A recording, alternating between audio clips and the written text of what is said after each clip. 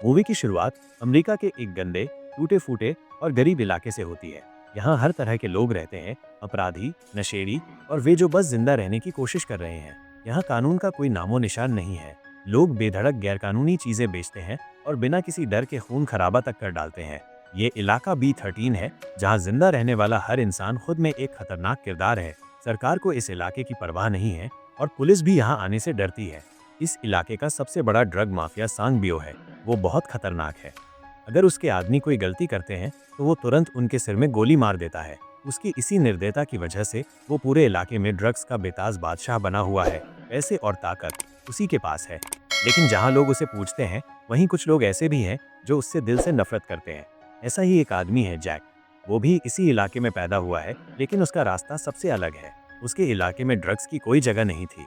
वो जब्त की गई सारी नशे की सामग्री को बाथटब में डालकर उस पर पानी चला देता ताकि वो सब नाली में बह जाए। लेकिन कुछ हथियारबंद गुंडे उसका दरवाजा तोड़ने लगते हैं। तभी जैक ने फुर्ती दिखाई और दरवाजे को लात मारकर खोल दिया, जिससे हमलावर चौंक गए। फिर वो तेजी से भाग निकला। जैक इमारतों के बीच इस तरह से भाग रहा था जैसे कोई खिलाड़ी हो। उसका हर मूव एक्शन से भरपूर था, जिसे देखकर किसी का भी खून खौल उठे। उसके पीछे गुंडों की पूरी टोली थी, लेकिन जैक एक लंबी छलांग मारकर सीधे एक बिल्डिंग से दूसरी बिल्डिंग पर कूद गया। पीछा कर रहे लोग बस उसे देखते रह गए। जैक ने गैंग का 20 किलो ड्रग्स बर्बाद कर दिया था। इसका बदला लेने के लिए सांग बियो ने उसकी बहन को अगवा कर लिया। लेकिन जैक भी कोई आम आदमी नहीं था। उसने सीधे गैंग के हेडक्वार्टर में घुसकर सांग बियो को अगवा कर लिया। उसके गुंडे कुछ भी नहीं कर पाए, सिर्फ देखते रह गए। जैक उसे सीधा पुलिस स्टेशन ले गया। वहां भारी सुरक्षा थी, इसलिए गैंग वाले कुछ न कर सके। फिर जैक ने पुलिस प्रमुख से कहा कि यह आदमी वांछित अपराधी है। पुलिस प्रमुख ने हामी भरी और उससे बंदूक ले ली, लेकिन तभी उसने चाल पलट दी और जैक को ही कैद में डाल दिया और बंदूक वापस सांग बियो को दे दी। असल में इस हिंसक इलाके में पुलिस और गैंग पहले से मिले हुए थे। यहाँ कोई न्याय नहीं था। सांग बियो अब जैक की बहन को कंधे पर उठाए शान बाहर निकल गया। पुलिस प्रमुख ने जैक से कहा, आज के बाद मैं रिटायर हो रहा हूँ। अगर तेरी बहन को नहीं सौंपता तो मेरी नौकरी और जान दोनों खतरे में थी। इसी बीच एक भारी हथियारबंद वैन सड़क पर से गुजर रही थी। तभी दो नन्हे बच्चे सामने आकर वैन को रोक लेते हैं। वे वैन के शीशे साफ करने लगते हैं। उनमें से एक बच्चा चुपके से वैन पर बम चिपका देता है। एक जोरदार धमाका होता है। वैन का दरवाजा उड़ जाता है। तभी दो नकाबपोश आते हैं, ड्राइवर को घसीटकर बाहर निकालते हैं और वैन लेकर फरार हो जाते हैं। लेकिन उन्हें नहीं पता था कि ट्रक में एक अत्यंत शक्तिशाली न्यूट्रॉन बम है। अगर वो फट जाता तो 100 किलोमीटर के दायरे में सब कुछ धूल मिट्टी में बदल जाता। सांग बियो को इसका जरा भी अंदाजा नहीं था और उसने बम को चालू कर दिया। बम एक बार एक्टिवेट हो गया तो 24 घंटे के अंदर वो फट जाएगा। इस बम को निष्क्रिय करने के लिए सरकार ने एक विशेष एजेंट डेविड को बुलाया, जो भेस बदलने और घुसपैठ करने में माहिर था। लेकिन दिक्कत ये थी कि बम जिस जगह पर रखा गया था वो इलाका B13 था, एक ऐसा इलाका जहां जुर्म को केवल जुर्म ही रोक सकता था। डेविड ने कहा कि समय कम है और ये मिशन उसके बस का नहीं है, पर उसके उच्चाधिकारी पहले से ही तैयारी में थे।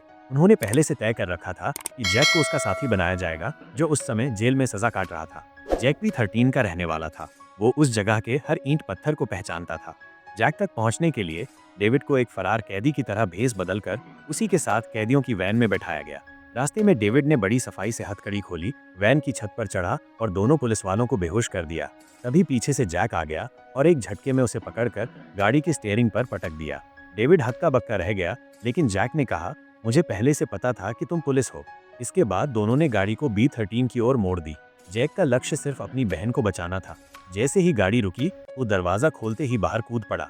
डेविड को भी अब इस जगह की असलियत का अंदाजा हो गया कि यहाँ जुर्म की कोई सीमा नहीं है और सांग बियो जैसे डॉन का राज चलता है। जैक ने सीधे सांग बियो को कॉल किया और कहा, मैं एक पुलिस वाले को साथ लाया हूँ बम को डिफ्यूज करने के लिए। फिर दोनों सांग बियो के अड्डे पर पहुंचे। डेविड ने उसे समझाया कि अगर बम फटा तो पूरा B13 राख हो जाएगा, इसे तुरंत डीएक्टिवेट करना होगा। सांग बियो ने हंसते हुए कहा, मैं तो एक बिजनेसमैन हूँ, बम हटवाना है तो 2 अरब दो। तभी पता चला कि बम फटने में सिर्फ 48 मिनट बचे हैं और सांग बियो ने जैक की बहन को बम से बांध रखा है। स्थिति गंभीर हो गई। डेविड ने फौरन अपने वरिष्ठ अधिकारी को कॉल किया, लेकिन जवाब मिला, सरकार के पास पैसे नहीं है, खुद ही कुछ कर लो। डेविड ने घबराहट को छुपाते हुए बोला, हमारे पास इतना कैश नहीं है, हम ट्रांसफर करेंगे। जैक को लगा कि मामला सुलझ गया, लेकिन डेविड का चेहरा देखकर वो सब समझ गया। सांग बियो ने अपने अकाउंटेंट को बुलाया पैसे चेक करने के लिए। बदकिस्मती से बैंक खुलने में आधा घंटा बाकी था। सांग बियो ने आदेश दिया, जब तक पैसा नहीं आता इन्हें बाहर खड़ा रहने दो। जैक समझ गया कि अगर इंतजार किया तो मौत पक्की है। अब समय नहीं था। दोनों ने मिलकर भागने का फैसला किया और दौड़ पड़े। लेकिन अचानक जमीन धंसी और वे सीधे सीवर लाइन में गिर गए। जैक की जानकारी से दोनों वहां से बाहर निकल भागे और जब सांग बियो को पता चला कि वे भाग निकले हैं तो वो गुस्से से पागल हो उठा। फिर सांग बियो ने अपने आदमियों पर ही गोलियां बरसानी शुरू कर दी। जब तक सारी गोलियां खत्म नहीं हो गईं, वो नहीं रुका। उसी वक्त अकाउंटेंट दौड़ता हुआ आया और बताया कि 2 अरब की रकम नहीं आई है, लेकिन हमारे सभी बैंक अकाउंट्स फ्रीज कर दिए गए हैं। सांग बियो बौखला गया, लेकिन ये सुनकर उसके आदमियों की नजरें भी बदल गईं। B13 इलाका तो वैसे ही हिंसा और हकीकत से भरा पड़ा था। अब जब पैसा भी नहीं रहा तो वफादारी की उम्मीद किससे? पहले जो गुर्गे चुपचाप आज्ञा मानते थे, अब वे बंदूकें ताने उसकी ओर बढ़ने लगे। उन्होंने पूछा, बॉस, इस महीने की तनख्वाह कब मिलेगी? और अगले पल सांग बियो को गोलियों से छलनी कर दिए। अब उनका उत्तराधिकारी एक चालाक और समझदार गुंडा बना। वो सांग बियो की तरह मूर्ख नहीं था। उसे घाटे का सौदा नहीं करना था। उसने अपने आदमियों को इकट्ठा किया और जैक और डेविड को घेर लिया। फिर आदेश दिया, जाओ छत पर जाकर बम को डिफ्यूज करो। दोनों फौरन ऊपर की ओर दौड़े, लेकिन वहां पहले से ही एक भारी भरकम गुंडा तैनात था। डेविड ने सामने से वार किया, लेकिन उसे कुछ नहीं हुआ। अब बारी थी जैक की। उसने अपनी फुर्ती का इस्तेमाल किया और उस गुंडे के चारों ओर रस्सी लपेटकर बांध दिया। आखिर में डेविड ने एक पत्थर से उसके सिर पर वार किया और लड़ाई खत्म हो गई। अब दोनों बिल्डिंग की छत पर पहुंचे। सैकड़ों लोगों की जान दांव पर थी। फिर जैक ने अपनी बहन को बम से अलग किया और डेविड ने ऊपर वालों को कॉल करके बम डिफ्यूज कोड मांगा। कोड मिलते ही डेविड तुरंत उसे डालना चाहता था, लेकिन जैक को कुछ गड़बड़ महसूस हुई। लेकिन डेविड को अपने सीनियर्स पर भरोसा था और जैक ने उसे रोकने लगा। फिर दोनों में जबरदस्त लड़ाई शुरू हो गई। दोनों एक दूसरे के बराबरी के निकले, कोई हार नहीं रहा था। इस बीच टाइमर आगे बढ़ता गया और फिर दोनों आंखें बंद कर इंतजार करने लगे, लेकिन धमाका नहीं हुआ। सिर्फ एक बीप की आवाज आई। अब डेविड को समझ आया कि उसे धोखा दिया गया था। अगर उसने पासवर्ड डाला होता तो बम फट जाता। अब वे दोनों बम को साथ लेकर अफसरों के पास पहुंचे। आमने सामने की धमकी के बाद अफसर ने सच उगल दिया। ये बम जानबूझकर B13 में भेजा गया था ताकि पूरे इलाके को खत्म कर साफ किया जा सके। और ठीक उसी वक्त पास में छुपा एक पत्रकार ने इस पूरे कबूलनामे को रिकॉर्ड कर लिया। अब सरकार की साजिश पूरी दुनिया के सामने आ चुकी थी और उस अफसर को अब कानून का सामना करना पड़ा। कुछ ही समय बाद B13 की ऊंची दीवारें गिरा दी गईं, जिससे वो इलाका फिर से आजाद हो गया।